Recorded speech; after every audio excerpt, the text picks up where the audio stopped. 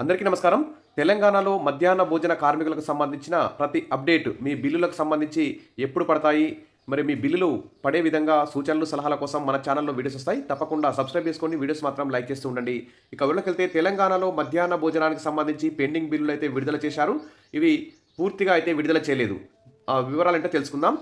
9-10 తరగతుల విద్యార్థులకు వంట ఖర్చుల కోసం 28.43 కోట్లు విడుదల చేశారు. ఇక ఏప్రిల్, జూన్, జూలై పెండింగ్ బిల్లుల చెల్లింపు పెండింగ్ ఎక్స్ బిల్లుల కోసం 25.65 కోట్లు అయితే విడుదల చేశారు.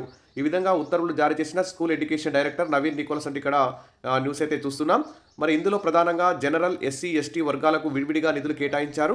వంట నిర్వహణ ఖర్చుల కింద జనరల్ కేటగిరీ పాఠశాలకు 1888.91 కోట్లు, ఎస్సీ కేటగిరీలకు 584 కోట్లు, ఎస్టీ కేటగిరీ పాఠశాలకు 370 కోట్లు అయితే లక్షలైతే మంజూరయ్యాయి.